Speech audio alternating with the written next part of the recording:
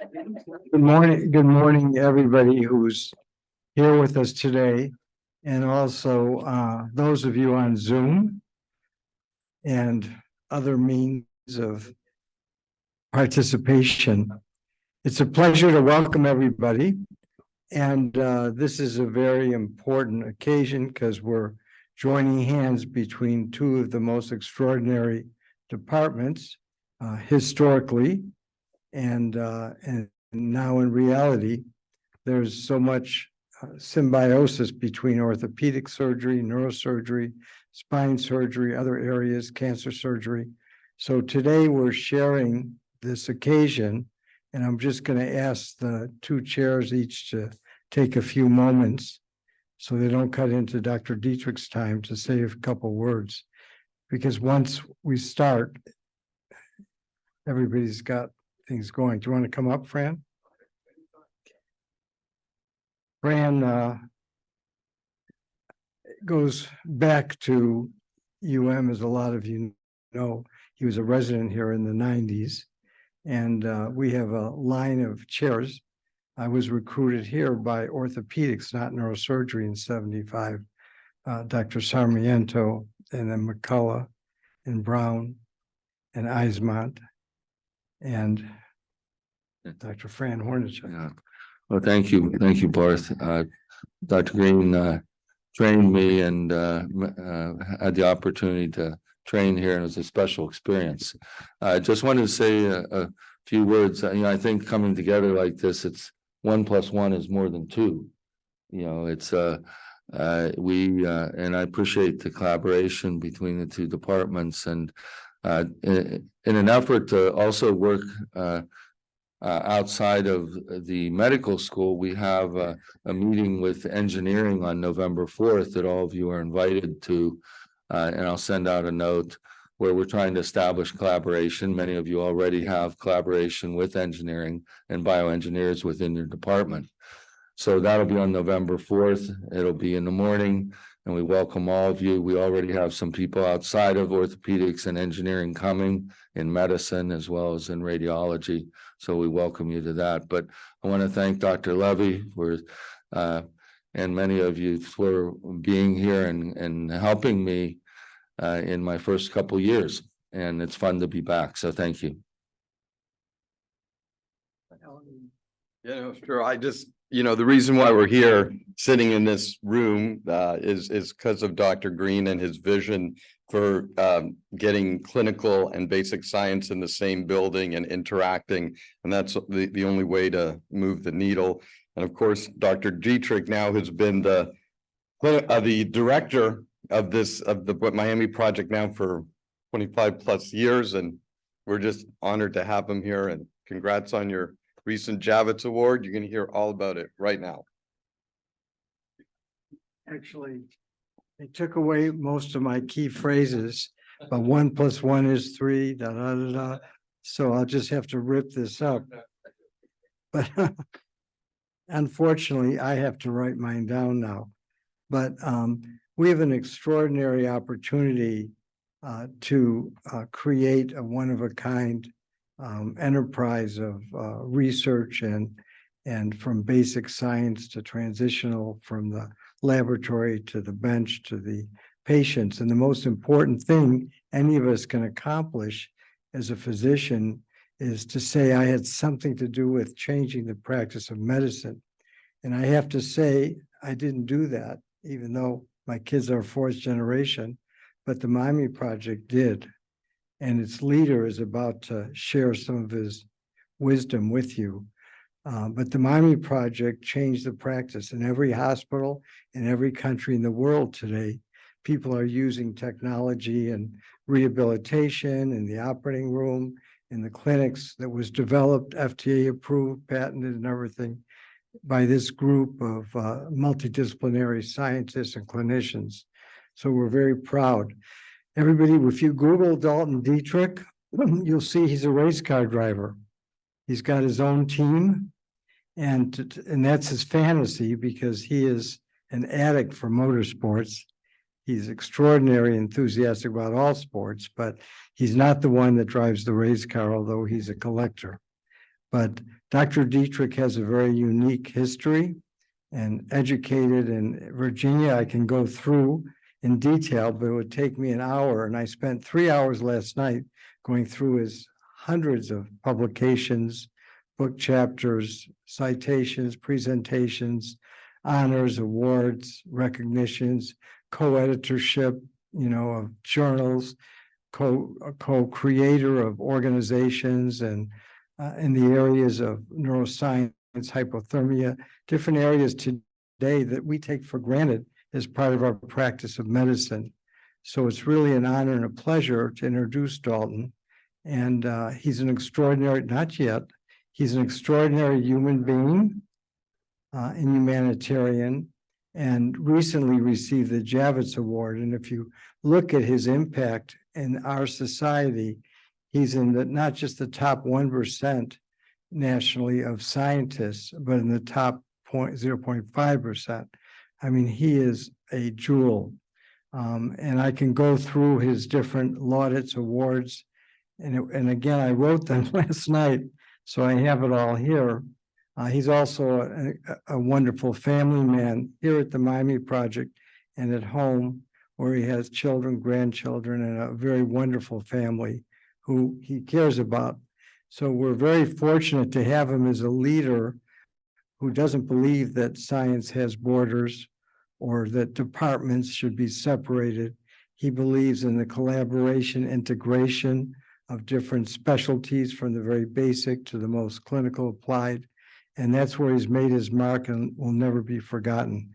So Dalton, afterwards, I'll list your publications, which I spent hours on last night, but if you can come up here and make me look good.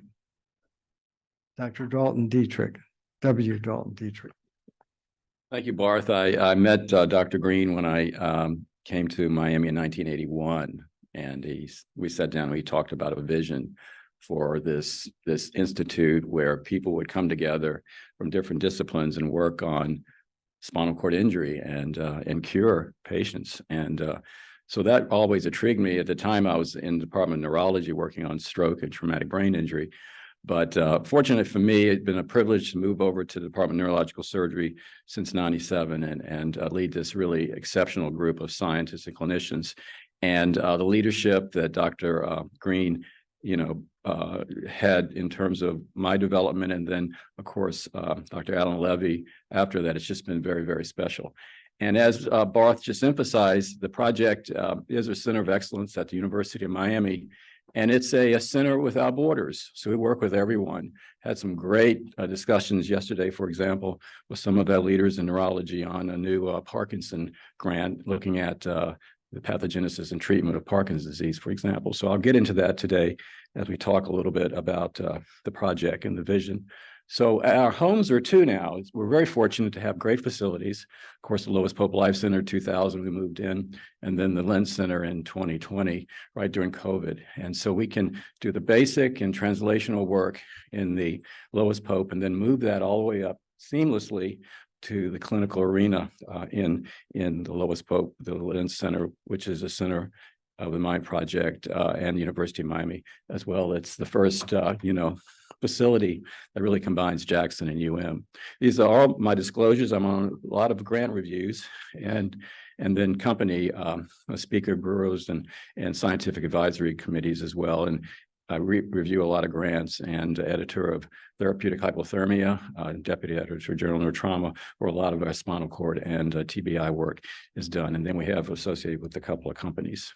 So the mission to discover and test new therapies that will improve function and quality of life in people living with paralysis and other neurological disorders. We started out with spinal cord injury. We still focus on spinal cord injury, but the vision that I've always had is what we learned from seeing different types of injury, we can actually translate to other problems. So I think Dr. Burks is speaking after me today on peripheral nerve regeneration, traumatic brain injury. This is one of the bigger centers in the country in TBI research, both preclinical and clinical. We work really closely with neurology on cerebrovascular and stroke, and of course, neurodegenerative diseases. We've just really emphasized in the last couple of years We've got funded work in Alzheimer's disease, chronic traumatic encephalopathy, MS, Parkinson's disease, and ALS. So what do we do? Well, these are the areas we focus on, the holistic view in terms of CNS injury repair. Pathophysiology, that's really what I've done pretty much all my life, is trying to understand what are the secondary injury mechanisms after injury that we can target different therapeutic interventions. I mean, right now we got 4 or 5 different types of programmed cell death that we're dealing with. So each of that has a molecular target that we can think about. And that's why it's so difficult, to stop these secondary injury mechanisms. They're so complicated. And so neuroprotective strategies we work on quite a lot. Transplantation, regeneration, can we repair the nervous system? And that's really the focus. As you talk to Dr. Green, it says the Miami Project is about repairing the nervous system and improving function. And we do a lot of now rehabilitation and neuromodulation, which is one of the most exciting areas, I think, in terms of improving function in people. We're trying to get people to walk, use their hands, but at the same time, think about all the quality of life issues that people living with disabilities deal with. Obviously, if we're fortunate, can we actually translate the clinical trials and FDA-approved trials? And we've been very, very fortunate to do that. And then education outreach programs. Dr. David McMillan here is leading the outreach programs and educational programs, and that just keeps growing every year. We're very proud of that. So this is a unique program which incorporates discovery, translational, and clinical studies. And I'm really proud that over the years, we've developed this very efficient pipeline for translation. So we can take a discovery, put it into, be it cell culture, then animal models, move it to clinical trials, because we are so integrated into the clinical programs at the University of Miami. And that's really special about the University of Miami, and certainly the neuroscience programs. And then hopefully change medicine, as Barth was talking about. So this is my project by the numbers. We have about 38 faculty, 8 postdocs, 37 graduate students, undergraduate, volunteers, employees. International scholars are always visiting us, and about 150 people. We write a lot of grants, about 125 each year, and pretty exciting journals that you read, as well as other journals that are very appropriate for our research programs. So over the years, our faculty has said we need, innovative technologies and techniques. So we developed several cores, an imaging core, transmission EM core that we run for the university, histology cores. About now 15 years ago, a couple of the faculty came in and said, do you know anything about high content screening? And I said, well, biotech companies do that. Well, why could not an academic institute? So we were one of the first academic institutes to get a high content screening, and you'll hear about that now. BioVector, a lot of gene therapy going on. We're really excited about, and of course, our surgical cores are, if you go up the 6th floor, they're just beautiful, and we have all the dissecting microscopes and all the things that we need to really do good surgeries. And we just developed a new fluid biomarker core facility. So we're taking a lot of blood samples from all kinds of patients throughout UM as well as the country. And we have a series of biomarker platforms now that we're looking at some inflammatory cascades and things like that that are important in both acute injury and chronic. So we write a lot of grants, most of them NIH, but also, of course, the Department of Defense. And of course, the state of Florida, we're very fortunate to get funding from that. About 6 of our faculty have 5/8 VA, so we're over the VA as well.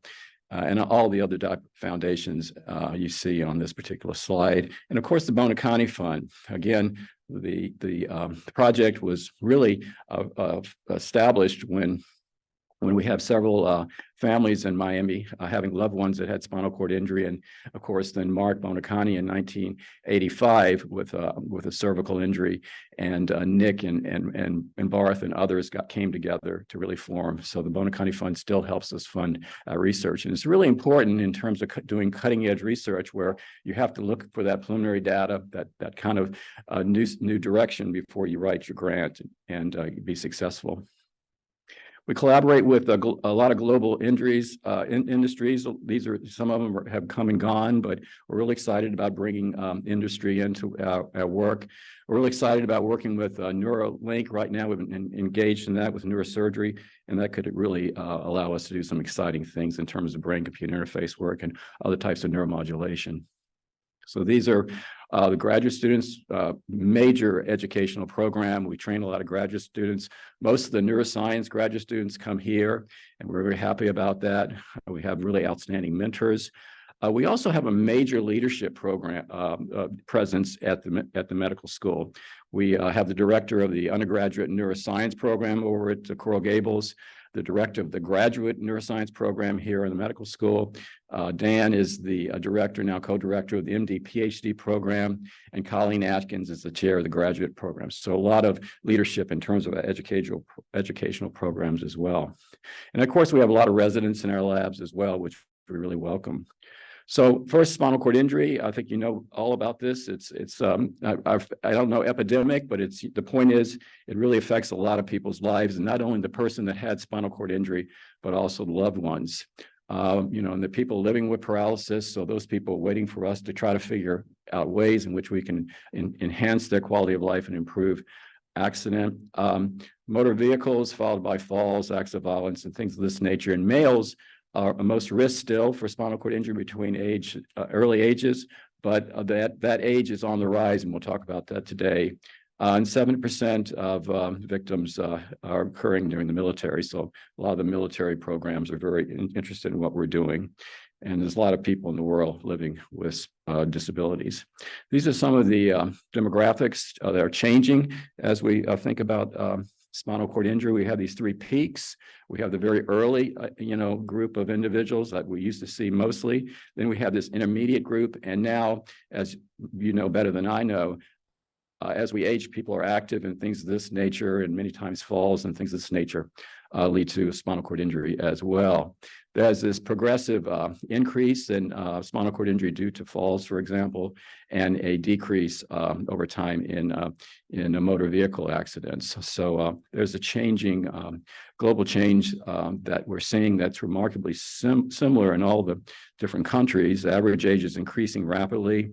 The Asia A ratio is increasing. Fraction with early surgery, decompression surgery, things of this nature, stabilization is increasing, which is great.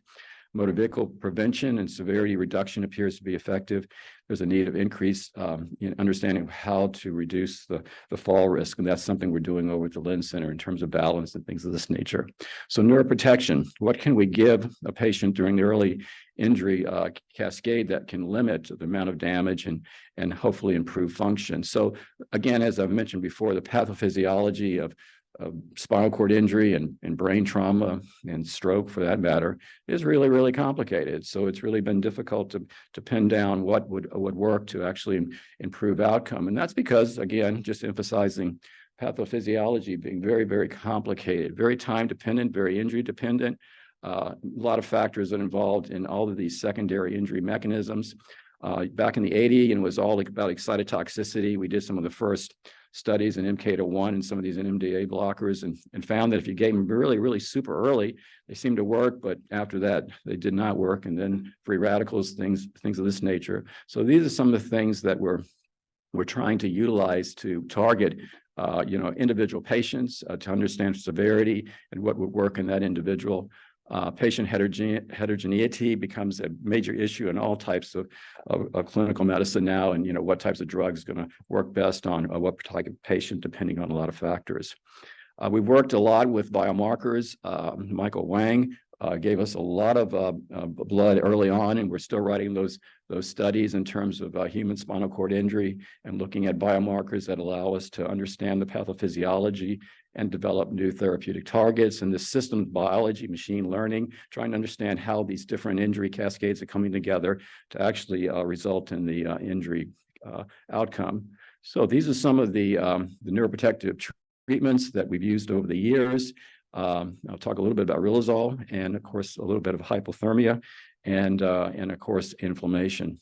So yes, in 1986, I wrote one of the first papers showing that this was in the Department of Neurology at the time, that very small differences in the temperature of the brain critically determined whether rats had CA1 pathology in the hippocampus after cardiac arrest and had lasting cognitive problems. And that really changed a lot the way we're thinking about temperature modification. In Pittsburgh, of course, they were doing some really good studies in cardiac arrest. with really profound hypothermia. But what we tried to emphasize was one or two differences in temperature in the brain or now spinal cord really makes a difference in terms of a long-term outcome. So that was the paper that that particular arrow is pointing to. And you see after that, it was just an increase in a lot of studies going on in terms of temperature modification and targeted temperature management, inhibiting periods of fever in our patient population. So this has been shown a lot in preclinical work and global ischemia, neonatal hypoxia. That's pretty impressive in terms of the clinical data. Ischemic stroke is still going on. We just talked with another company that has a new way to cool stroke patients, and their pulmonary data looks really hot and looks really exciting. And maybe we'll get excited about that as well. Reperfusion injury, TBI, and spinal cord injury. Okay, and then of course at the same time we started talking about post-traumatic, post-ischemic hyperthermia, and many of your patients are having these periods of fever. And now if you go in the ICU, hopefully you'll see that that's being monitored pretty closely. And then of course, if you do a hypothermic period, make sure that the rewarming phase is very controlled. And yeah, we actually have a journal on this now. Every 2 years, we go to another country and all the experts come together and we talk about temperature modification. It's a lot of fun. And again, my interest is trying to understand the cellular molecular events in which are very, very super sensitive to temperature. We've got series of microRNAs now that are very simple. So it's a really evolving field of research.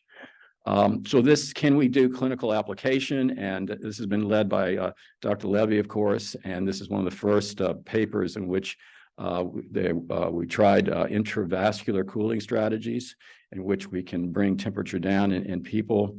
And the most important thing, it appeared to be that it was relatively safe. I mean, if you talk to a surgeon, as soon as you talk about hypothermia, they say, well, that's really bad. I said, well, if you're thinking about the central nervous system, mild cooling is good. So you kind of have to think about and balance this in terms of your patients. But anyway, follow up over a year and over 65 patients showed about a 43% conversion from ASIA A to B and C. So Alan and colleagues are now, of course, doing this multi-center trial in 6 centers now, because you really have to recruit these early injuries, and that's difficult. And so that's going on, and this is the subject enrollment that continues, and hopefully maybe not next year, but the year after we'll finish the enrollment with 120 you're targeting, normothermia versus hypothermia. So far everything's going well. They haven't stopped the study, and hopefully this will be a way in which we can actually improve outcome in SCI patients. At the same time, we're developing nanodrugs that can be intranasally administered to target the hypothalamus and some of the temperature sensitive areas of the brain to lower temperature, and that's working with the Department of Biochemistry. Okay, clinical trials. So I'll just start with the North American Clinical Trials Network. Again, you have to kind of group people together to actually get the number of patients to really do clinical trials. And Jim Guest has really been a leader in that with obviously the Toronto group. And so NACTN and the Recovery Network were conceived in 2024 to provide seamless acute care for rehabilitation and protection. Cutting edge treatment protocols were discussed, including the early decompression surgery that different people have really pushed in the first 24 hours. And I think in Miami, we tried to stabilize and decompress if necessary as early as possible. Enroll a registry to understand the trends in SCI, and I've already kind of mentioned about that, how the patient populations are changing. And of course, that's really, really important in terms of how we think about it. NACTN's the only big multi-center program that captures this detailed acute care unified protocols. And the University of Miami has been involved since 2005. These are some of the data that's coming out. You see the ASIA scores in terms of number of frequency of acute SCI. It seems to be going down over the years. And the ASIA subjects with ASIA initially was going up. And when you look at some treatment, that injury severity difference in heterogeneity makes a big difference in your patient population. And this is also true with hypothermia, for example, in cardiac arrest. We're finding that people that have relatively mild cardiac arrest, you don't necessarily have to cool. You can just do normothermia, and that seems to work. Patients that have severe cardiac arrest, even if you cool, it seems not to work that well. and maybe you have to add drugs on top of that. The ones that are more moderate injury, that's a very heterogeneous group that we're trying to figure out how we can actually understand the injury severity early on to really understand how to best treat the patients. But here you see that we saw some nice benefits in the patient populations where acutely it was ASC. Drug development. We have a big drug development program here. Very proud of it. This is the group that's been leading the university or the world, if you will. is now one of the leading institutes in the world working on inflammasome signaling. This is part of the innate immune response. If you don't know too much about it, it's really interesting. It's a very upstream process in which these adaptor molecules are coming together, and they end up producing these ASC specs that are now really hot in terms of neurodegenerative diseases, and of course IL-1 beta. So instead of trying to target downstream cytokine surge, what we're trying to do is actually understand how it gets started. And so with Bob Keene, Department of Physiology, Pablo de Rivera Bacari, Helen, and myself, we've been working on this for a number of years now.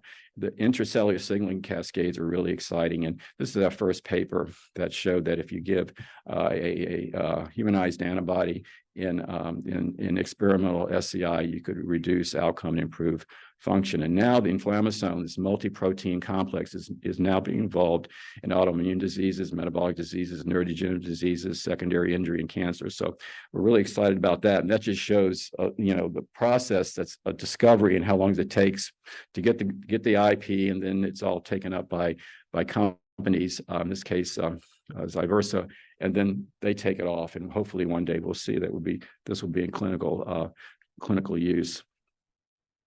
A lot of basic research, though, is still trying to understand these targets that are important in terms of repairing the nervous system after injury. And we just to be simplistic, we have these intrinsic mechanisms and these extrinsic mechanisms that define whether or not you have successful regeneration in the brain or spinal cord after injury. One of the intrinsic, of course, is insufficient capacity or machinery to regrow axons. And how do we attack that? Well, people like Damien and Jay and Courtney and Pontelis are looking at self-transplantation, growth-promoting molecules, genes, transcriptional factors, microRNAs, and biomaterials. Whereas the extrinsic factors, these things that Mark Brown was very interested in, of course, chondroitin sulfate, proteoglycans, no-go, glial scars, and fibroblasts, and things like that, that actually inhibit, be it a structural impediment or some type of biochemical. So we're working a lot in this particular area. What we're really excited about is this group of scientists that have come up with the idea of using kinase inhibitors to target successful regeneration using polopharmacology. And this is Vance Lemon, John Bixby, and Hassan Ali.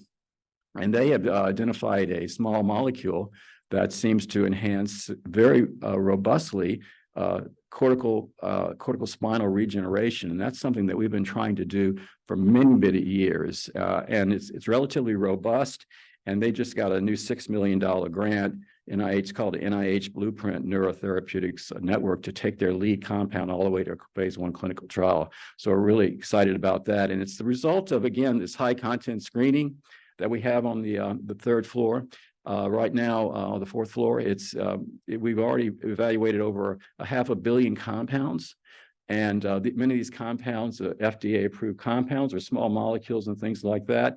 And utilizing strategies that we can talk about, we can actually, using virtual reality and other things like that, machine learning, we can actually very seamlessly over hours, where this type of work used to take many days to understand what compounds or combination of compounds actually make axons grow. And they've developed this biotech platform which combines phenotypic screening and target profiling using machine learning to identify these bioactive molecules and drug. So we're really excited about this. And what's really happened is that they've been able, with these kinase inhibitors, to actually target both the intrinsic and extrinsic pathways that are important in axonal regeneration. And when you combine these two type of compounds that target both of these intracellular mechanisms, you get long-term neuroprotection as well as axonal regeneration. And this is just an example of their lead compound, RO48, that seems to really promote functional recovery after spinal cord injury. And that's been done. We're very interested in replication of our results. So this kind of data has now been taken to other institutions, our colleagues, and independent replication of the results. So it's very exciting. And again, this Blueprint neurotherapy platform is allowing us to bring NIH together, as well as different types of established programs, chemistry development and PK and data management, manufacturing, and then of course the clinical trial question together. So hopefully we're going to be moving this in a couple of years and see if this is really important part of the puzzle, if you will, in terms of improving outcome. Okay, again, how can you repair the nervous system? And many people, and ourselves included, still think that cell transplantation is extremely exciting.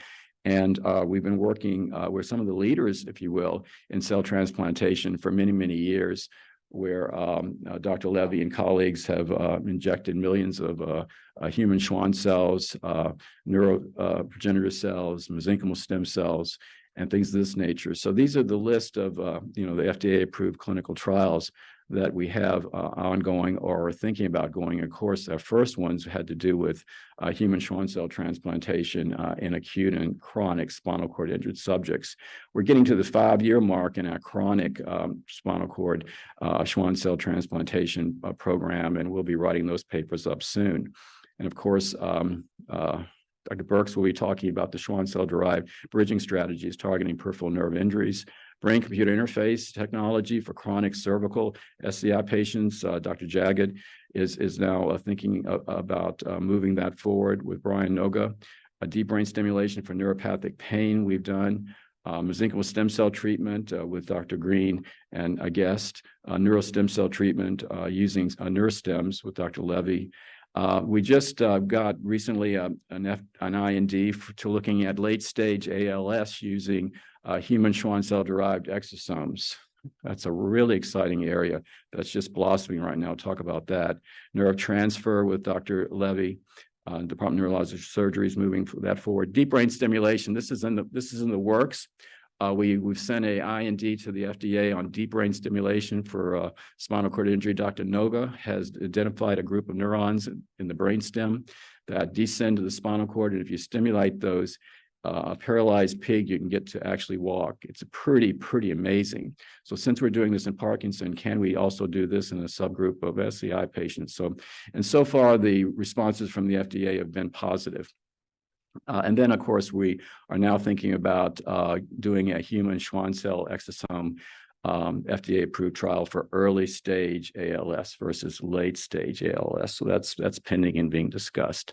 So there's a lot of sources of human cells. These are some of the individuals that are working on some of the basic science for human cells. And Jackie and Stana are both looking at neuropathic pain. Of course, that's one of the major issues that we're dealing with. 70% or more of patients living with spinal cord injury have non-treatable neuropathic pain. And then Dr.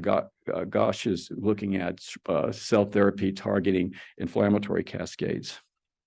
The project has many years been working on Schwann cells for many reasons. Schwann cells promote regeneration of the peripheral nervous system. They restore axonal conduction. They can be transplanted autologously. They produce growth factors. The extracellular matrix components can be obtained in large numbers with high purity, which is extremely important. And of course, they can be produced using the established GMP procedures. And we work really closely with the Stem Cell Institute, Interdisciplinary Stem Cell Institute, with Aisha Khan, and we've been able to do this in many patients now. And of course, this is the dream of Dr. Richard and Mary Bunge, who was Richard was the scientific director before me. And basically, the vision was to take this and put it into people. So over the past several years, we've moved that, of course, forward. So we've done a subacute SCI, as I said, chronic SCI, peripheral nerve injury, and now we're thinking about the exosomes as another strategy to move this forward. And I'll just leave this picture up because this is what my good friend Dr. Brooks is going to be talking about in a minute, which is pretty exciting as well. Okay, exosomes. Anybody know about exosomes? You know about extracellular vesicles? All cells in the body communicate with each other by releasing these extracellular vesicles. And exocytosis, endocytosis, and they're kind of moving all around. This has kind of been established in the last couple of years. And what's really incredible is what's inside the exosomes, the cargo. I mean, it's full of proteins, lipids, microRNAs, genetic materials. Isn't that cool? So you have the ability of one cell that, let's say, is sick, and move that cargo to another cell and actually transfer that to a second cell.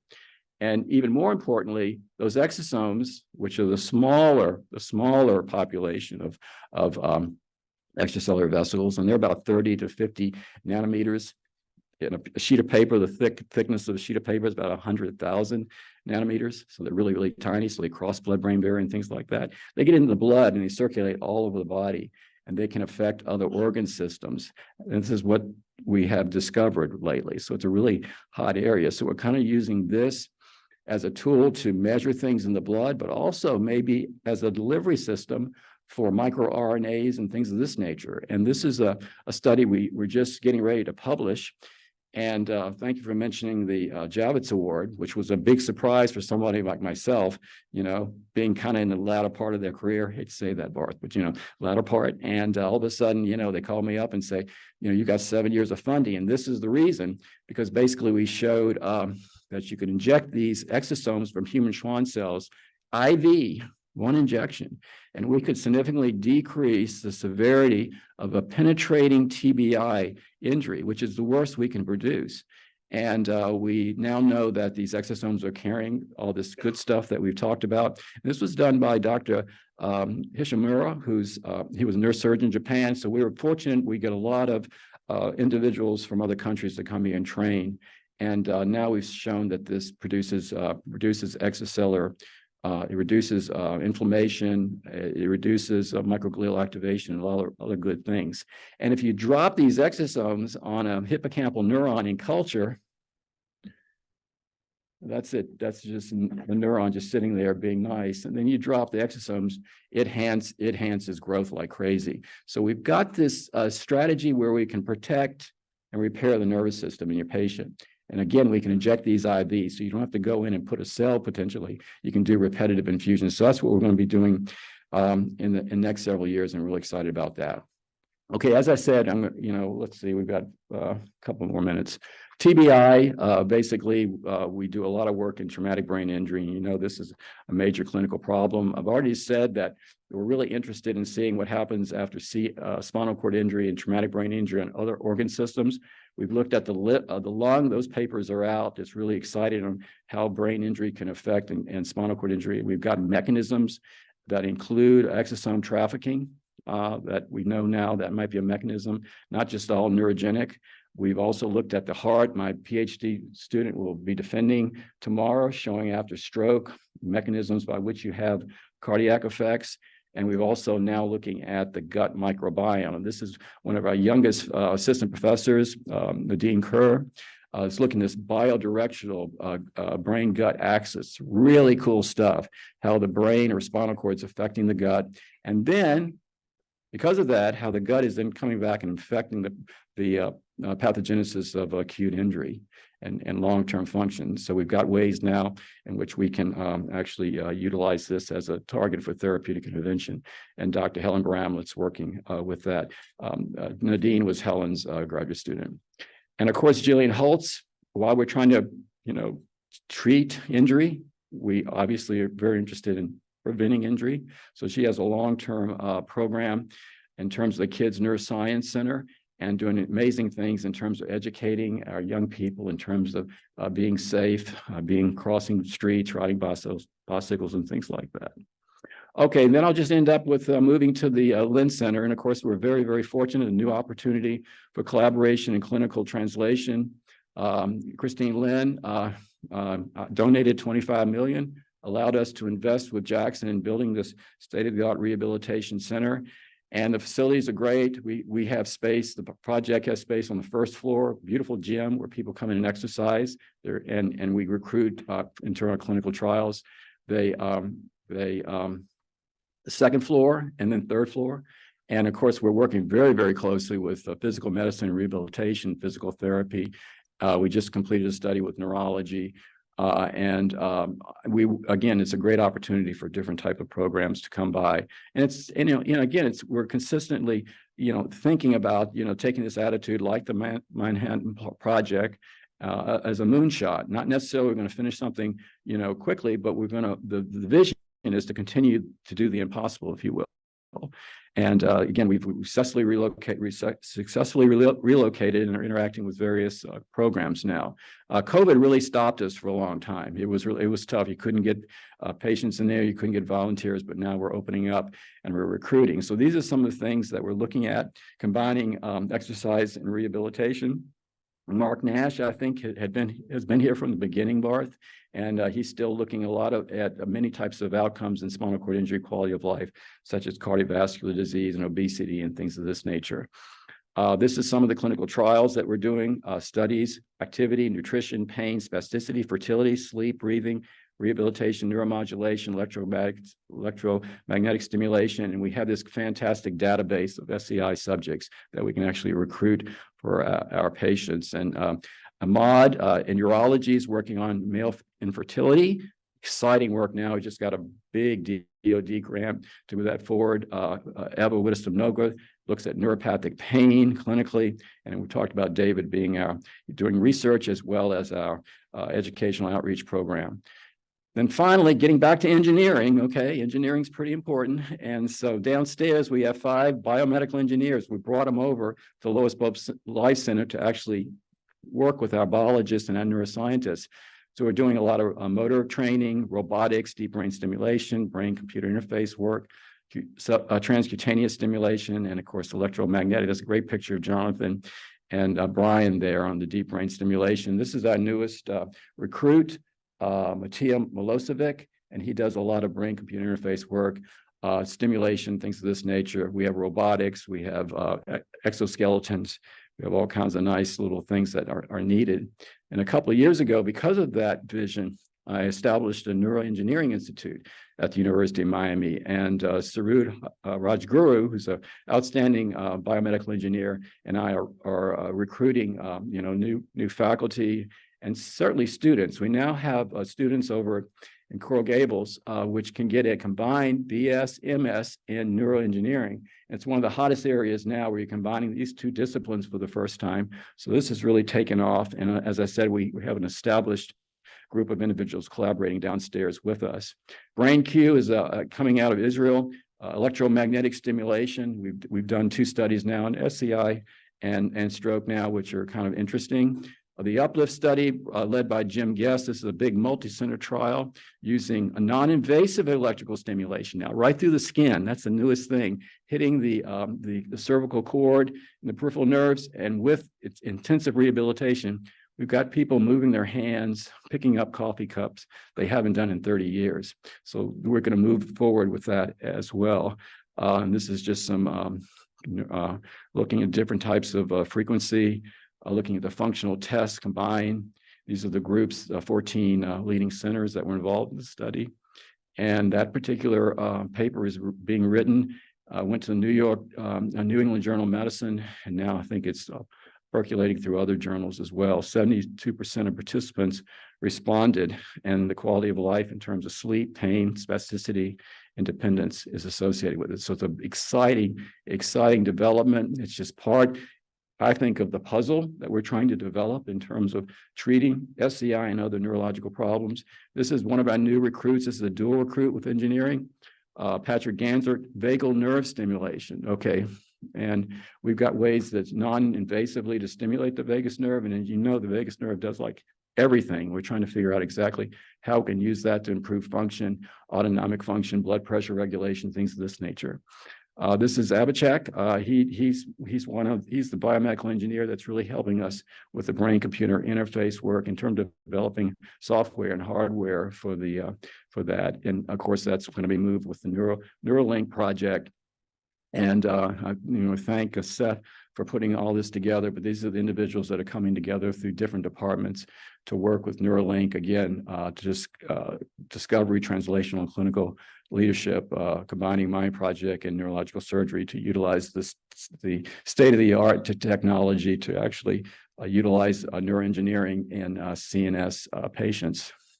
And finally, again, take what we've learned from neurotrauma, move it to neurodegenerative diseases. And we have funded programs now in Alzheimer's disease, chronic traumatic encephalopathy with Anne McKee in Boston. We're just working to get samples from her. Parkinson, great talks yesterday, talking about some of the things we're doing and how we can write some more grants together with neurology, multiple sclerosis.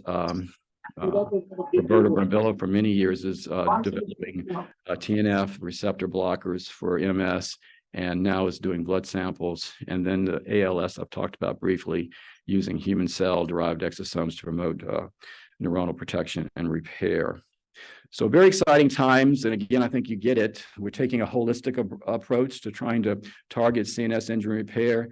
This particular puzzle I actually put when Nick Bonacani sat down, comes to my office one day and says, "Dalton, what's special about the Miami project?" And I kind of thought about it. And basically I said, well, it's kind of like it's trying to like put a puzzle together. That's just not one thing that's really going to make the biggest difference in people. It's going to be a combination of things. So we have to kind of think about, what those different disciplines are and bring them together and maybe solve this issue. So this is just a list of things that we are doing, and that particular puzzle has become much, much more complicated over the years. And again, this is the faculty, just outstanding faculty. We work hard, we have a great time, and the collaborations are very, very rich. And so that's why I think, the University of Miami, Miller School of Medicine is just a great place to work. And we will continue to push the envelope, and we'll continue to reach out to all of our colleagues throughout the world to try to collaborate and solve these very important problems. And just a very special acknowledgement and thanks to the Bonacani Fund for their continued support of our research mission. Again, we're trying to push the envelope, if you will, and try to go to areas where people have not gone before. So again, thank you very much for your attention. And if you have an idea or for collaborations or things of this nature, look me up or Dr. Green or Dr. Levy, and we'll be glad to talk about your question and your project, and hopefully can move that forward. Thank you very much.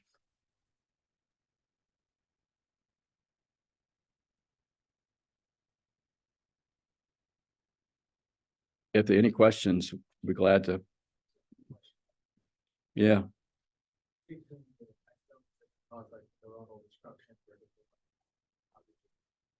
So I guess it's just with the source of the exosomes, right? So if you take a normal Schwann cell, that's going to have, and that hopefully we're going to be presenting that data to the group maybe in the next couple of weeks, where we took 3 subject samples and looked at exosome content in those 3 to see about heterogeneity between 3 normals. And of course, if you've got an injury, good seeing you, Frank. Thanks. Take care. And of course, if you have an injury, then we know from that's inflammation going on and all types of other things, and that's going to probably be bad. So we know that from taking people's blood after spinal cord injury and TBI and isolating the exosomes and actually measuring what's in the exosomes. And there's I'm interested in pro-inflammatory events and things like that. So it's a lot of things happening that are deleterious. And we think that's the way in which an injury can actually affect second organ function. Dalton, can you hear me? It's Mark Brown. Yeah. Hi. How you doing? I'm doing well, Dalton. I just wanted to thank you for giving us such a great overview of the Miami project, and congratulate you for being an outstanding leader over the years. And I'm hoping that your talk will stimulate somebody in the audience, and we have a bunch of people online and in person, to some thought that they have, and they'll come to you. And I know your door is always open, and you'll maybe somebody sitting out there that has the answer. But it's very impressive. Are you doing anything in seizure disorders? Well, we were working on, we had grants on post-traumatic epilepsy. We're trying to figure out why TBI produces this higher incidence of epilepsy in patients. And we've written a couple of papers and showed cortical spreading impression and things like that are happening, that I think that's out in the literature now. And we also looked at defective post-traumatic hypothermia on seizure threshold and things of that nature. So that's about all we've done with that, to tell the truth. We sometimes we go where the funding is. So we did those studies, and there some clinical studies took off, and that's where I think that data is right now. Yeah. In 1986, when Barth Green told me that he wanted a Manhattan Project to cure paralysis, I never dreamed that it would end up with what you just presented today. It's unbelievable. I think he did realize it. We do have a Manhattan Project, or a Moon Project, in the Miami Project to cure paralysis. Thank you, Mark. Thank you for those comments. I don't know what Barth thought at that time, but he, the vision was, he cannot remember. Yeah. Yeah. There's been a lot of advances in dealing with amputees, especially in bone and osseous integration, sort of like the dental implants applied now to bones that are say that transfemoral amputee. And putting an implant in, and also more so in the upper extremity too. And the idea is that this is going to be able, working together as a team, give you a more functional, especially in the upper extremity and amputee, because of say proprioception, things like that we didn't have before with those prostheses. I know they've reached out, I think, with Shelby and some others, cross disciplines, to develop even a clinic and an effort in that. I don't know if Shelby or you want to comment on that. Maybe Shelby. Yeah, I mean, we brought this up. We have a monthly nerve conference where this comes up sometimes. We're treating some patients with stump neuromas, and I know the paradigm of amputation treatment has shifted a lot, and a lot of that in our institution is driven by plastic surgery. So I've been working with them on treating those patients. We've done some nice whole body vibration studies to activate bone formation and things like that. So that's something that's been in the literature. So we've just published a couple of papers on that. And we now have these, closed loop systems in terms of proprioception and feedback and things of this nature. So again, I think that's where the engineering thing is coming through. And of course, phantom limb issues. That's what Eva Widdowson-Noga has been working on. And some of the work that she's doing right now is incredible in terms of reducing pain associated with that as well. So this goes back to NASA and the studies with space and the astronauts. Well, I think that's it for me because Alan's walking up. So thank you very much. Thank you again, Dalton. It was great. I was just going to take a moment to introduce our next speaker, Dr. Shelby Burks. That was a lot of information by Dr. Dietrich, but to just sort of tie a bow on it from a neurosurgical perspective, I mean, there are other areas of research that we're focused on, which includes brain tumor and vascular research. I just wanted to put a shout out to Dr. Shaw, who just recently got an NIH K-12 award a few weeks ago in that regard. And so in terms of the division of peripheral nerve, Dr. Burks is one of our leaders, and he mentioned that it's been extremely collaborative between orthoplastics, PM&R, radiology, and we have this bi-monthly conference. And any of the trainees who ever want to jump on board, encourage you to attend. Dr. Burks is now been a faculty member for 2 or 3 years. And he showed an interest even when he was a med student, being involved in nerve research. And we were lucky enough to have him get on board, and does both peripheral nerve and spine. And just to correct that, Dr. Burks is the PI on all of the nerve transfer studies for spinal cord injury, and he's going to be talking about that today. All right. I know everyone has to get off to the OR, so thanks for coming to the first hour, and it's a great collaborative meeting. So we're going to talk about nerve transfers. We'll just set the stage for nerve transfers, then talk about how they can be implemented in spinal cord injury and other types of paralysis. Disclosures, including this clinical trial that's funded by the DoD for severe peripheral nerve injury. Additionally,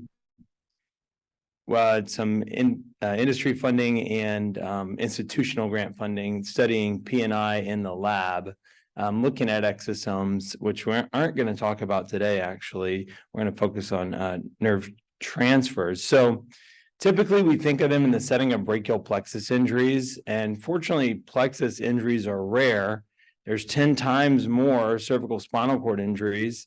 That's obviously not a good thing. There are 600,000 new strokes annually, and even more traumatic brain injuries. There's also conditions like cerebral palsy, MS, spina bifida, iatrogenic injuries that can lead to paralysis. So reanimation with nerve transfer can be an option beyond brachial plexus injury. So this is a patient that we're trying to enroll, and I'll get back to this, but can we utilize nerve transfer that's been instituted in plexus injuries for spinal cord injury? So I'm just this is what we're going to talk about today. I'll get a little bit into muscle and tendon transfers. We'll talk about selective peripheral neurotomy for spasticity, and then nerve transfer for SCI. So what are nerve transfers? Basically, it's transplanting healthy expendable donor nerve or a nerve fascicle into a denervated recipient nerve to restore function to a recipient end organ. And in a nerve injury, it really should be done within ideally 6 months, honestly, before the fibrosis, motor end plate degeneration occurs. But in the SCI patients, that can be brought out, and I'll show you why that is. And basically, that's what it is. So this goes, over 100 years ago, this was described by Harrison Lowe in 1903 in the setting of this Herb Duchenne palsy. And C5 and 6, as we know, are the most vulnerable to stretch injury. And this type of injury is very amenable to nerve transfer. And so this is what we'll start with, to understand nerve transfer in the setting of C5-6 injury, and then expand it beyond that. They described it here using this sort of into side coaptation with the C6 nerve root. Again, described by Howard Tuttle in 1912 in a patient that was stabbed and had a C5-6 paralysis. They used the spinal accessory nerve at that time. And the spinal accessory nerve is very versatile, purely motor nerve that is in that area in the supraclavicular region. We can use it for several things. So then, fast forward to the 90s and early 2000s, where nerve transfers really started to take off. And Dr. C. Oberlin in 1994 described one of the most popular nerve transfers. And then also, anything to do with nerve transfers, we have to mention Susan McKinnon, who's been really someone who's been basically pushing this forward and getting it in front of everyone's attention and talking about it at conferences and making sure everyone knows about it. She also described this similar transfer using the medial pectoral to musculocutaneous. These are novel because they stay out of the scarred supraclavicular region. So these plexus dissections, everyone's, really tired of it by the end of the case. It's hard and you don't know how much benefit you're going to get. When these nerve transfer procedures have become popular, they're staying away from the scar and you're close to the end organ. So these are the basic indications as of now, and, we're expanding that. The basic principles are to reinnervate the recipient as close to the target muscle as possible, perform a direct repair without grafts if possible, use a combination of similarly performing neuromuscular units, because as you'll see, it requires neuroplasticity. and perform a nerve transfer as early as possible. So if you know that there's an avulsion, and avulsions are a bit complicated and may not involve the, entire plexus, but if you know there's an avulsion of a particular root, then you could proceed with a nerve transfer early and not wait.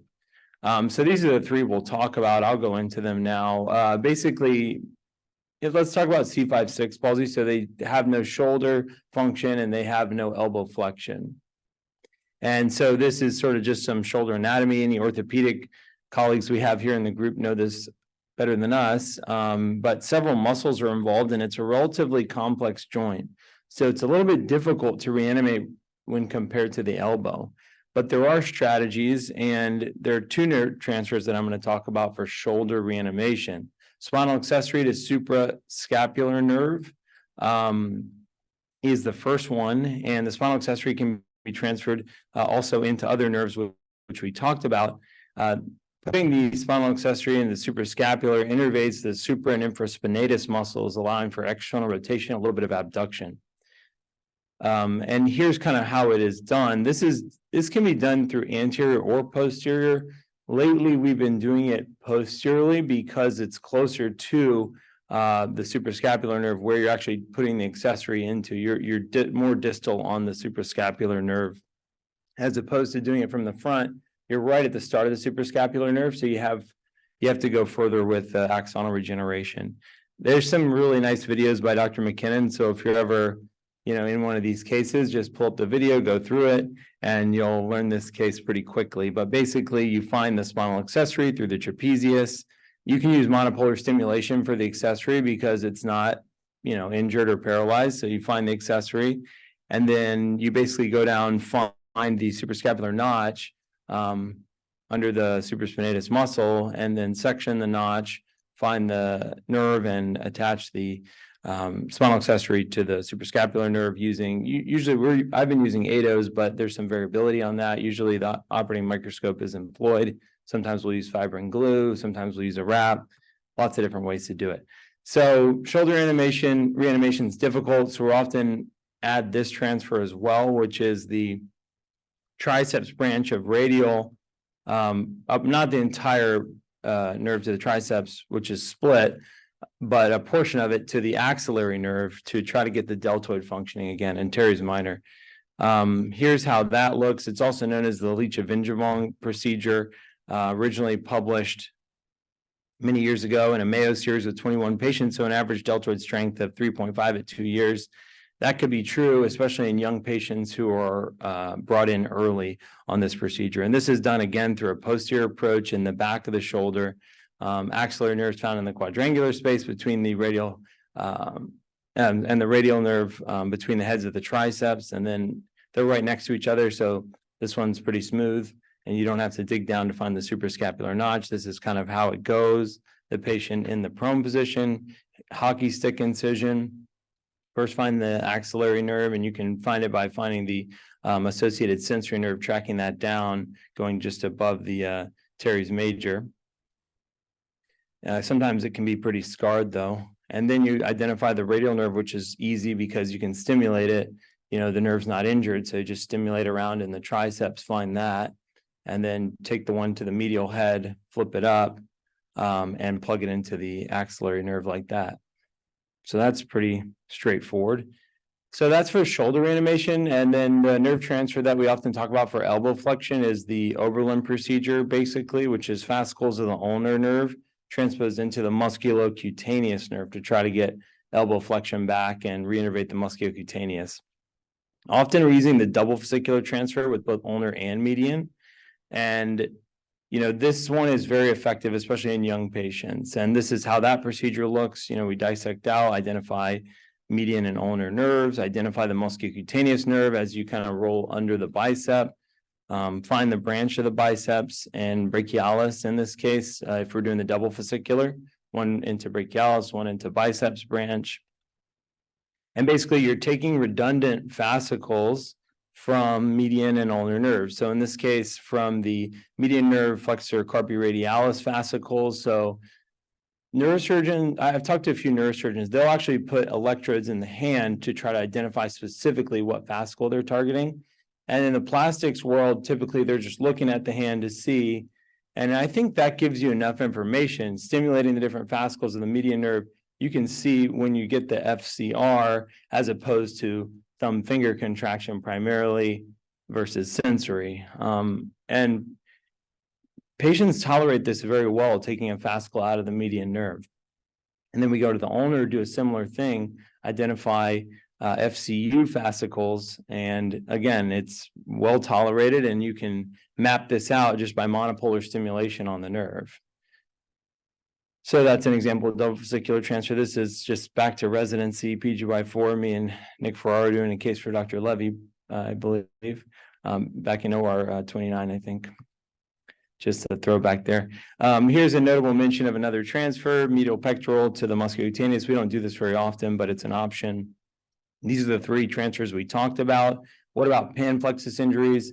Haven't done any this academic year. I think in the last 2 years, maybe we've done 6 or 7.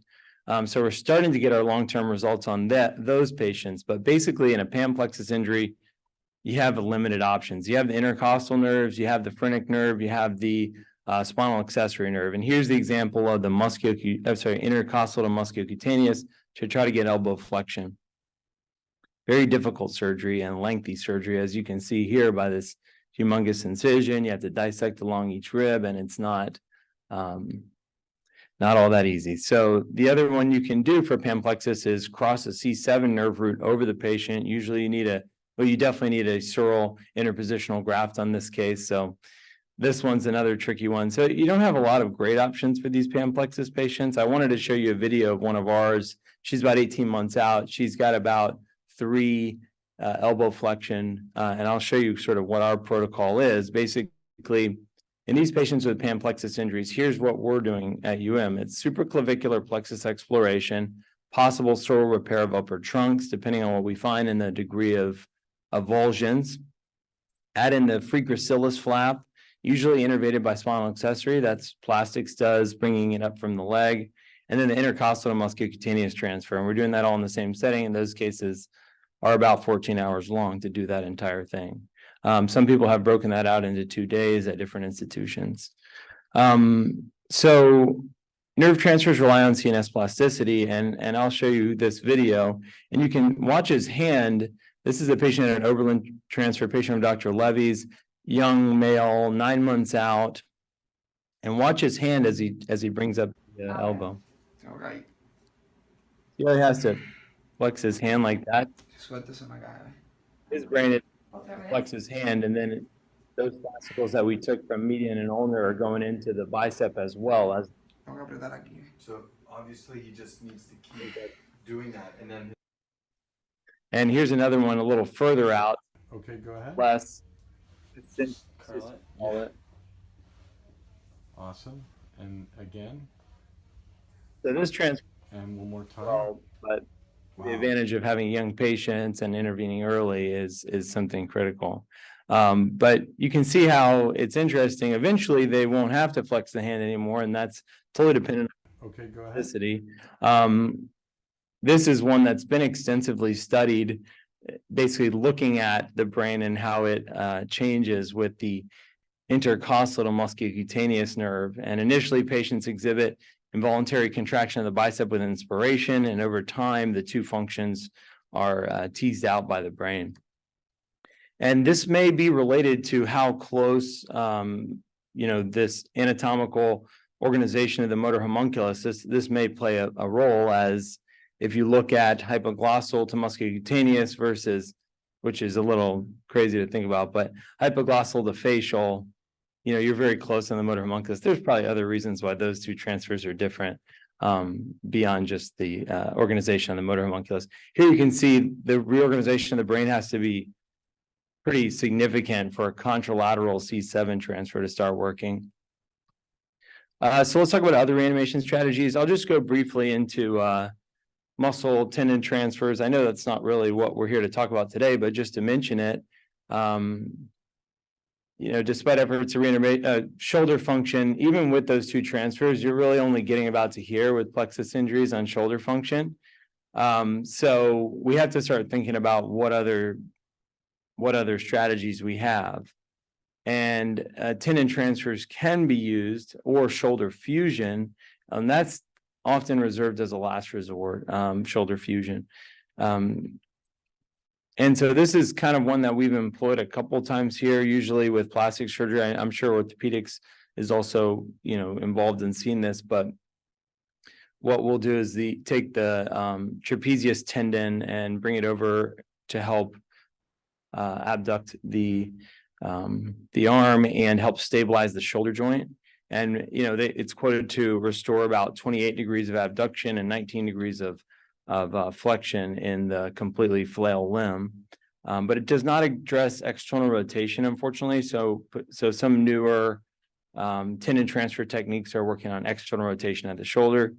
So in radial nerve injury, there's options for tendon transfers, pronator teres to extensor carpi radialis brevis. There's the flexor carpi radialis to extensor digitorum communis. There's palmaris longus to extensor pollicis longus. A lot of good options here. Median nerve injuries, you can use any of these three muscle tendons to insert into the abductor pollicis brevis tendon. So there's a lot you can play around with in these patients with severe nerve injuries to the arm. And the good thing about tendon transfers we'll talk about is they can be employed much later as long as all the joints are moving. So lastly, before I get into the nerve transfer for SCI study, I'll just mention peripheral neurotomy. I think it's something that is a little underutilized right now because there's a lot of spasticity, out in the community due to stroke and TBI. We're using a lot of neurotomy in children with cerebral palsy, for example, but it hasn't been employed probably enough in stroke or TBI. To be effective, the antagonist muscles have to be active, or tendon transfer has to be performed in the same setting. And it typically requires an interval of 1 year between insult and surgery, as it takes a while for the spasticity to actually develop. And the patient needs not to rely on the spastic limb, and there needs to be range of motion. The joints can't all be fused. So initially utilized to treat spastic hip abduction a long time ago, median nerve neurotomy. So this procedure has been around for a really long time. 1976 introduced with microsurgical techniques and intraoperative electrical stimulation. That's probably talking about cerebral palsy cases in children. There's a lot of different targets we can use for peripheral neurotomy, as you can see here, and a lot of nerves we can cut. Okay, so let's talk about nerve transfer for spinal cord injury.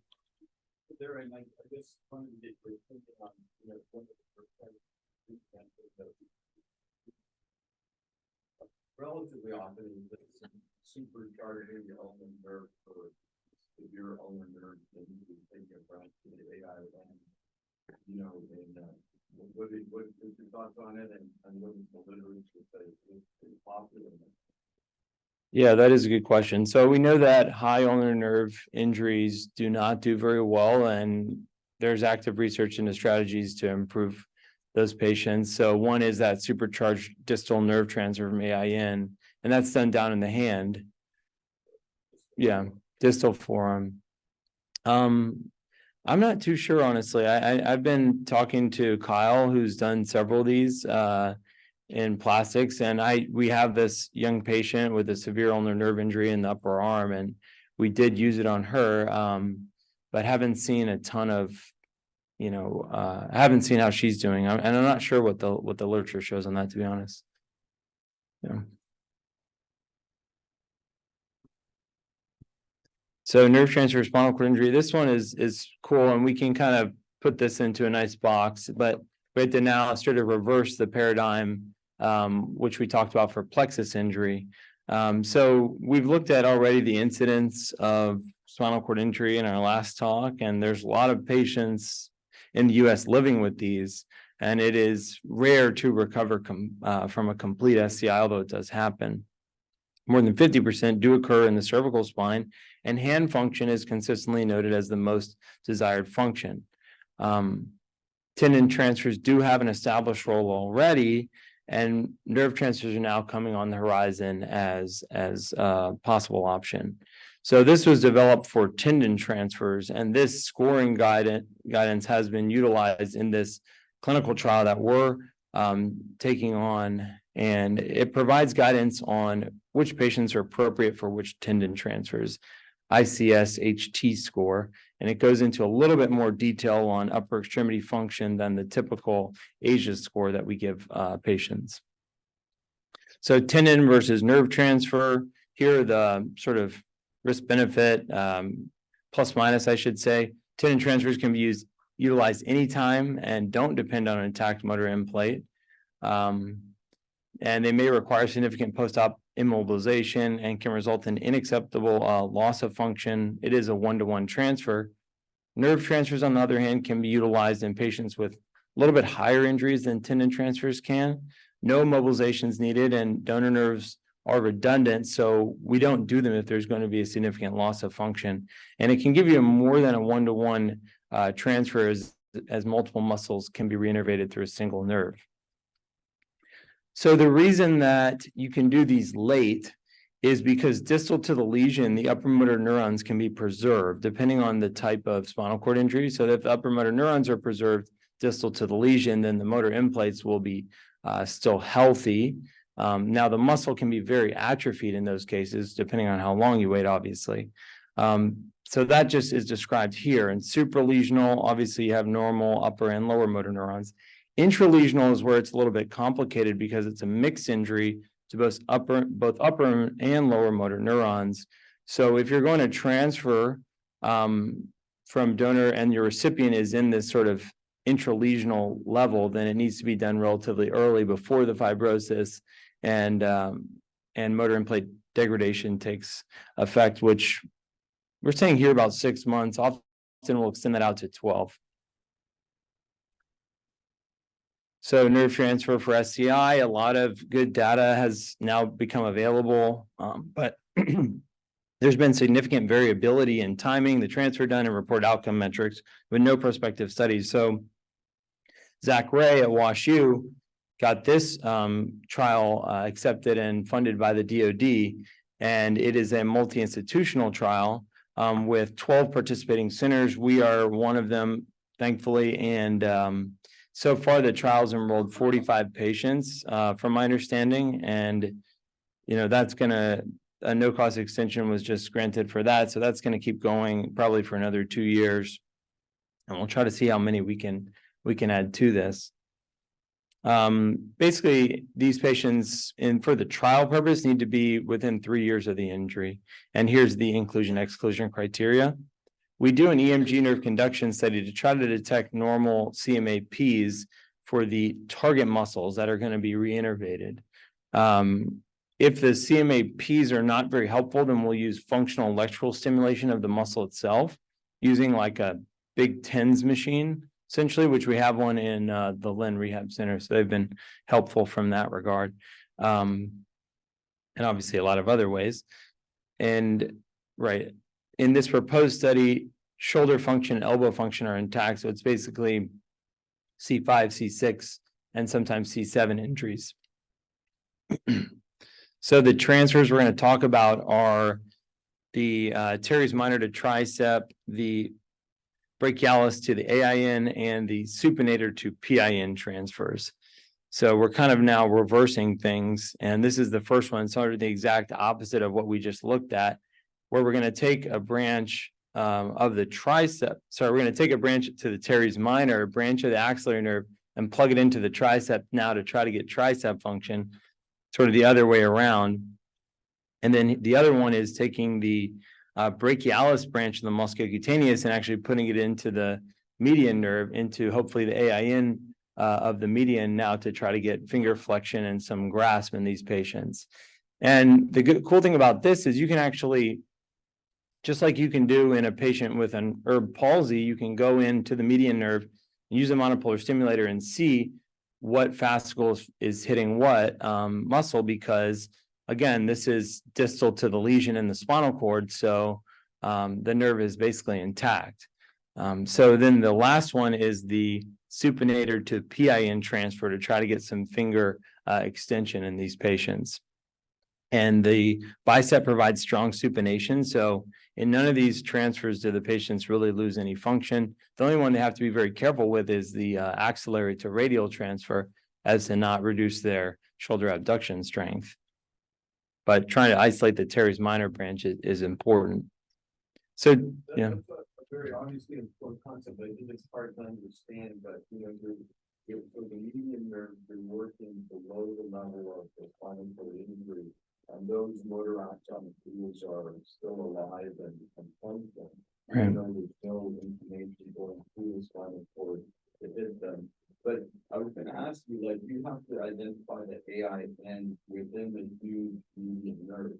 And you can simulate, but the median nerve gets contributions from like 5, 6, 7, 8, and 1. So I would think that it's not working 100% like in a C6 injury, because some of those 5, 6 branches are not, not getting there. So is it challenging to actually find the AIN at the upper arm level?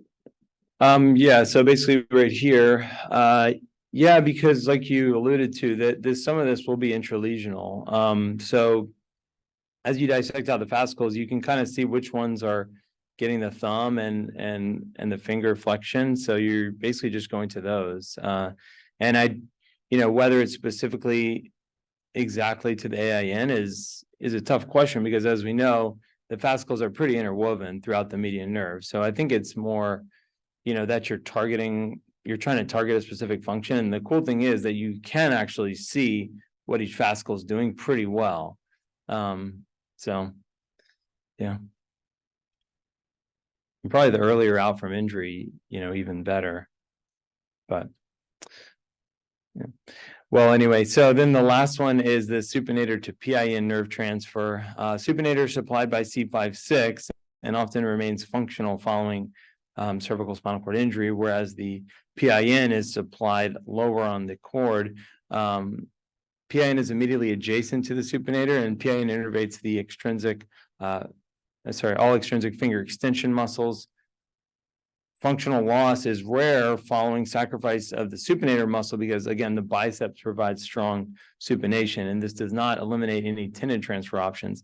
If you could see, closely here, you'll see that the deep branch of the radial, or the PIN, basically it comes off after some of the extensors to the wrist. So extensor carpi radialis brevis and longus are given off. So the wrist is actually extending, and you can cut the PIN without causing any loss of function in these patients, assuming that they're the appropriately selected patients. So that's this is how this transfer looks lateral to the brachioradialis and dissect down in that plane. And it's, again, this is a naive tissue plane. You're not going through scars. So it's not super challenging to find all these nerves and perform this transfer. And again, everything pretty much stimulates. So you can see what hits what, and you can map out the nerves. So then lastly, what about this group of patients with high tetraplegia from C4 and above injuries who really can't move anything? Is there an option for them? And this study is now, kudos to Zach Wright, because this is another multi-center trial funded by the DoD that we're going to be participating in for improving quality of life in patients with high tetraplegia. So they actually treated 5 patients with an average age of 32, and these patients underwent nerve transfer surgery. Can anyone guess what nerve was utilized in any of these patients? Yes, there you go. Nice. So the spinal accessory nerve is, we're not going to take the phrenic because a lot of times they have diminished pulmonary function. So the spinal accessory is a good option. So you can see here what the transfers that were done. Spinal accessory to tricep, to radial component of brachial plexus, platysma to tricep with a sterograft, spinal accessory to bicep, platysma to tricep, spinal accessory to bicep, and then spinal accessory to tricep has been the latest popular one, which I think most people are going to be using for the trial, which does require this interpositional sural graft, as you can see here. So that's going to be the next on the horizon. Here's the inclusion criteria, and these patients can actually be 5 years out from their injury before they're disqualified. And I think that the DoD just and everyone involved wants to just make sure this is being done very safely, as we're not expecting them to have full hand function after the intervention. But if you go back here, you can see that these patients are actually getting strong tricep function, and it also speaks to the sort of simplicity of that elbow joint and elbow flexion extension movement. So potentially you're adding, that's allowing them to have better control of their, motorized wheelchair or other functions that they're doing. So that's that one. And I think that's everything I have. We're working on several projects in the peripheral nerve lab, and Ashish had an Instagram, so we created one too. So here's our Nerve Lab Instagram. So we have 2 postdocs, and thanks to Dr. Levy for all the guidance here. We're going to be hopefully showing what exosomes can do in severe nerve injury in rats. Hopefully coming down the line, we're basically just about finished with all the data. We're going through all the histology now, finally, and we're going to be sort of redoing that experiment. What's the best way to give exosomes at the site of nerve injury? I know George wanted me to also mention that you're still enrolling for normothermia, right? So any spinal cord injury patients, and pass on to your upcoming PGY2, and anyone that takes call, any spinal cord injury patients, to give George a call and to try to enroll that. And when Ryder calls us about these nerve injuries, just call me. I'm happy to take care of it. Because it might be more to it than just to tell them, we'll get a nerve conduction study in 3 months. They may require some further workup, especially in penetrating nerve injuries. Got to keep that in mind. If it's a penetrating nerve injury, it's going to be, you have to have a high level of suspicion for the possibility to explore them. So that's everything. I kept it a little brief, but leaves a lot of time so everyone can get questions in or get to their rest of their day. Good talk. I mean, I think one of the very cool things about this nerve transfer to spinal cord injury is that it, as opposed to that being industry funded, $1 million implants and robots and all of that, it's basically using patient's own horsepower to try to draw the function. And I think you enrolled people we did one outside of the trial. We did one enrolled into the trial. And I'd have to clarify with Zach how he typically does it with both arms, and I think what he does is he does both arms. So that's what we're going to do on the next one. We're going to just, he's a young guy. He was the MRI that I showed you. He's fell off whatever it was, 3rd floor, jumped out of a balcony, but under interesting circumstances. But we're going to do him in 2 days, Monday, Wednesday, or Monday, Tuesday, and try to do posterior first, anterior, and then do the other arm the next day. Through workers' comp. Yes. Trial pays for the rehab. Workers' comp pays for the surgery, basically. In this case. I just want to comment the difference in quality of life, because most high-quality students, you can give them proper attention, they can be sprinted, and they can drive, not just a wheelchair, they can drive a car, a vehicle, and it really changes Yeah. their functional status. So this is very exciting. If you look at some of the patients in the yard, with complete time, and none of that function, and compare them to the potential you often real game changer. Right, because they don't have anything in the hands, so giving them a little bit of grasp is like, and then also extension of the fingers is really helpful for them. And then you give them a little tricep as well. So that's like the the trifecta that's getting offered to these patients. Essentially, C5-6 is C6, I guess, would be the sweet spot, where they have a little bit of wrist extension already. So you know that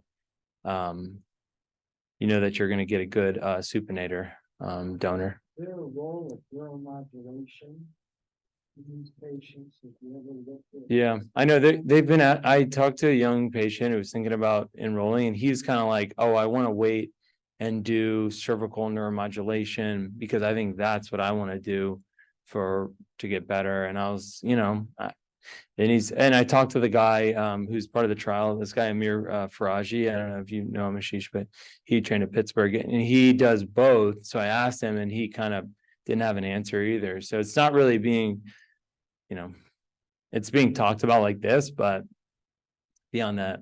I think this would be real viable. You have such a strong neuromodulation team. Yeah. Yourself and the team. Would be a good opportunity to brainstorm and how to. Yeah. Put this together. And good opportunity to combine both. I don't think it, and I think the main question is, does it exclude them from being involved in any neuromodulation studies if they undergo nerve transfer? And I can't think of a sort of theoretical, I can't think of a reason why they would definitely be excluded. But I think that's their concern, that they do the nerve transfer, then they won't be able to do this sort of neuromodulation, this sort of robots that are going to be, the future. They're a little bit nervous about that. We should be able to find that. in school. Yeah. We should.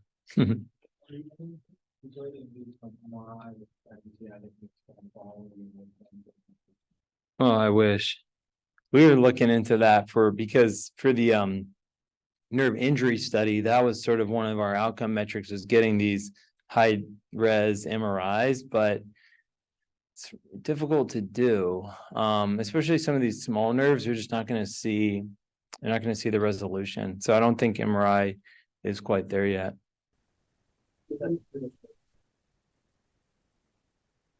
Pretty much. Dr. Levy? No, I mean, it involves a lot of part of those processing, but I mean, basically, you're asking, do you see axon regenerate with targets like in line? The answer is yes. There's definitely some publications on that, and pictures are super cool because you can see these purple strands going towards it. But when we do it with our group, that's not Tommy and they send us pictures, but not. SF has published a lot of good, beautiful. Yeah, they also have technology that will hopefully try to magnitude. Yeah, maybe like a 7 Tesla MRI where then there's all this artifact after surgery, and so it's not good. Yeah. Cool, thank you.